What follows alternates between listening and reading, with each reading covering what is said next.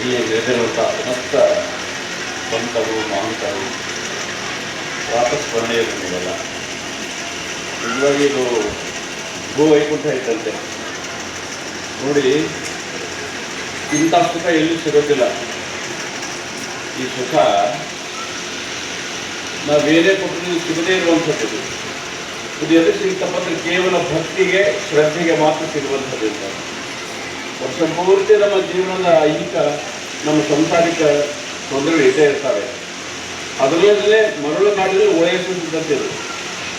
ಮರಳುಗಾಡಿನಲ್ಲಿ ನೀರನ್ನು ಒರೆಸಿರ್ತಾರ ಆ ಪ್ರಕಾರವಿದೆ. ಇದು ಬೆನ್ನಂತೆ ನಮಗೆ ಮೋಕ್ಷ ಪ್ರಾಪ್ತಿ ಆಗುತ್ತೆ, ಕೈವಲ್ಯ ಪ್ರಾಪ್ತಿ ಆಗುತ್ತೆ, ನಮ್ಮ ಜನ್ಮ ಸಾರ್ಥಕ ಆಗುತ್ತೆ. ಪಡ್ಕೊಂಡವರು ಪಡ್ಕೊಂಡ್ಬಿಡ್ತಾರೆ, ಬಿಟ್ಟವರು ಅವರು ಅಜ್ಞಾನದಿಂದ ಬಿಡ್ತಾರೆ. ಎಷ್ಟು ಸುಂದರವಾಗಿ ನಿನ್ನೆಯಿಂದ ಏನೇ ಅತಿ ಆತಂಕದಲ್ಲಿದ್ದರೂ ನಮ್ಮ ಇವರು ಅತಿ ಸುಂದರವಾಗಿ ಮಾತನಾಡಿದರು. ಇವತ್ತು ಸಾಕ್ಷಾತ್ ತುಕಾರಾಮ್ ಮಹಾರಾಜರಿದ್ದಾಗ ಇವರು ನೋಡಿದ್ರೆ ನನಗೆ ತುಕಾರಾಮ್ ಮಹಾರಾಜನ ಅಂತ ಬರುತ್ತೆ. ಎಷ್ಟು ಚೆನ್ನಾಗಿ ಹೇಳಿದ್ರು ನೋಡಿ. ತುಮಚ ಏನು ಬಿಟ್ಟ ಧನ ಮುಕ್ತಿಗೆ ಸಮಾನ ಅಂತ ಹೇಳಿ ಯಾವಾಗ ಹೇಳಿದ್ರು ಅವರು ಅತ್ಯಂತ ಬಡತನದಲ್ಲಿನ ಅದನ್ನು ಆ ಮಾತು ಹೇಳಿದ್ರು. ಎಂಥ ಮಾತದು, ಅದು ಸಾಮಾನ್ಯ ಮಾತಲ್ಲ, ಅದು ಎಲ್ಲರಿಗೂ ಬರೋದಿಲ್ಲ. ಅದು ಸೂರ್ಯಾವಸ್ಥೆಗೆ ಬರೋದಂಥವ್ರು ಕಾರಣಿ ಜನ್ಮರವರೆಲ್ಲ ಅಂಥವ್ರ ನಾಮಸ್ಮರಣೆ ಇವತ್ತು ನಾವು ಮಾಡಿದ್ರು, ನಾವು ಅದನ್ನು ಕೇಳಿದ್ವಿ. ಇದೆಲ್ಲವೂ ನಮ್ಗೆ ಯಾವುದೋ ಬೋಧ ಸುಖಾತಿ ನೋಡಿ ಮರುನ ವಿಠಲವಣಿ ಅನ್ನುವಂತೆ ನಮ್ಮ ಪೂರ್ವಾರ್ಜಿತ ಪುಣ್ಯದ ಫಲ. ಇದನ್ನು ನಾವಷ್ಟೇ ಅಲ್ಲ, ನಮ್ಮ ಇಡೀ ಸಮಾಜದಲ್ಲಿ ಪಡ್ಕೋಬೇಕು ಅಂತ ಹೇಳಿ ನನ್ನ ಕಳಕಳಿಯ ಪ್ರಾರ್ಥನೆ. ತುಂಬ 39 ವರ್ಷ ಆಯಿತು ನಾವು ಈ ದೇವಸ್ಥಾನ ಕಟ್ಟಿ. ಹೀಗೇನೆ ಆರಂಭ ದಿನದಲ್ಲಿ ನಮ್ಮ ಹಿರಿಯರು ಟೆನ್ಷನ್ ಪಡ್ತಾ ಇದ್ರು.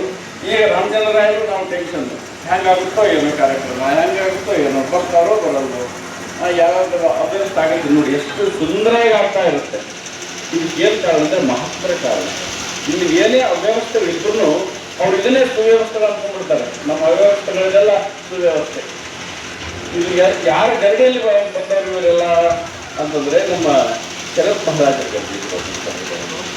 ಮಹಾರಾಜರು ನಮ್ಮ ಒಂದ್ಸಲ ಇಲ್ಲಿದ್ದಾಗ ಅವ್ರು ಎಷ್ಟು ನಿರ್ಲಿಪ್ತ ಮನೋಭಾವನೆ ಈ ಐಹಿಕ ಭೋಗಗಳ ಬಗ್ಗೆ.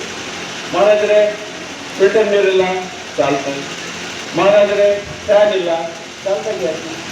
ಮಹಾರಾಜರೇ ಸ್ವಲ್ಪ ಊಟದ ಅಷ್ಟೇ ಚಾಲ್ತಾಗ. ಅವ್ರು ಯಾವಾಗ ಆಪೇಕ್ಷೆ ಪಡ್ತಿದ್ರು ಅಂತಂದರೆ ಅವರು ಈ ಪುರಾಣಗಳು ಅಥವಾ ಈ ಪ್ರವಚನಗಳು, ಕೀರ್ತನೆಗಳು ಮಧ್ಯಂತರ ಹಾಕಲಿ ಬಿಡೋರು ಅಂತಹ ಗುರುಗಳು. ಅವ್ರಿಗೆ ಯಾವುದೇ ರೀತಿಯ ಸಂಸಾರಿಕ ಬಂಧನಗಳು ಹಚ್ಕೊಂಡಿರಲ್ಲ. ಆಗ ಹೇಳಿರಲ್ಲ ನಾವು ಹೇಗಿರ್ಬೇಕು ಬಂದರೆ ತಾವರೆ ಎಲೆ ಮೇಲೆ ನೀರಿನ ಹರಿ ಅಂತಿರ್ಬೇಕಂತ. ಆಗಲ್ಲ ಮಹತ್ವ ಹಾಗಿದ್ರು ಅವರು. ಮತ್ತೆ ಅವ್ರು ಬಿಟ್ಟೋದಂಥದ್ದು ಶರಣರ ಮಹಿಮೆ ಅವರ ಮರಣದಲ್ಲಿ ಕಾಣುವಂಥದ್ದು. ಇವತ್ತು ಕುಂತರು ನಿಂತರು ಮಹಾರಾಜರಂತೆ ಅವ್ರು ಇನ್ಸ್ಟ್ಯಾಕ್ಟ್ ಬರ್ತಂದ್ರೆ ಆಚೆ ನಡ್ಕೊಂಡ್ರು. ಅವರ ದಾರಿಯಲ್ಲಿ ನಾವು ಹೋದರೆ ಇದು ನಮಗೂ ಕೊಂಡು ಒಳ್ಳೆಯ ಇದು, ನಮ್ಮ ಮುಂದಿನ ಒಂದು ಸಂತತಿಗೂ ಒಂದು ಒಳ್ಳೆಯದು. ನಾವು ಬಂದಷ್ಟು ಹುಟ್ಟಿದ ಒಂದು ಸಾರ್ಥಕ ಮನೋಭಾವನೆಗಾಗಿ ಈ ಮಹತ್ವದೆಲ್ಲ ನೀವು ಪಡ್ಕೋಬೇಕು. ನಮ್ಮ ಇಡೀ ಸಮಾಜ ಜನ ಇದನ್ನು ಸದ್ವಿನಿಯೋಗ ಮಾಡ್ಕೋಬೇಕು ಅನ್ನುವಂಥದ್ದು ನನ್ನ ಕಳಕಳಿಯ ಪ್ರಾರ್ಥನೆ.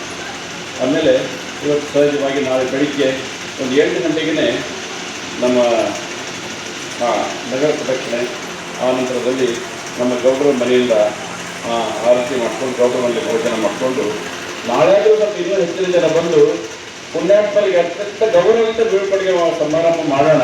ನಾಳೆ ಇನ್ನೂ ಸ್ವಲ್ಪ ಹೆಚ್ಚಿನ ಜನಸಂಖ್ಯೆಯಲ್ಲಿ ಬಂದು ಇದರಲ್ಲಿ ಭಾಗಿಯಾಗಿ ಇವತ್ತು ನಮ್ಮ ಯಾರು ಪಾಪಂಗಿ ಅವ್ರ ಮನೆಯಲ್ಲಿ ಹುಡುಗನ ಮನೆಯಲ್ಲಿ ಅದು ನಾಷ್ಟ ಏನೋ ಮಾಡಿದ್ದಾರೆ, ಅದು ತಗೊಳ್ಳಿ. ಮತ್ತು ರಾತ್ರಿ ಸ್ವಲ್ಪ ಜಾಗರಣೆ ಮಾಡೋಣ.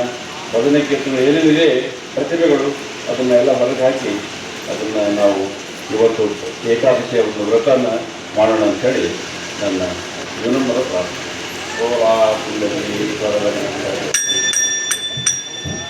ಧನ್ಯವಾದ ಪರಶುರಾಮ ಶಾಸ್ತ್ರಿಗಳೇ.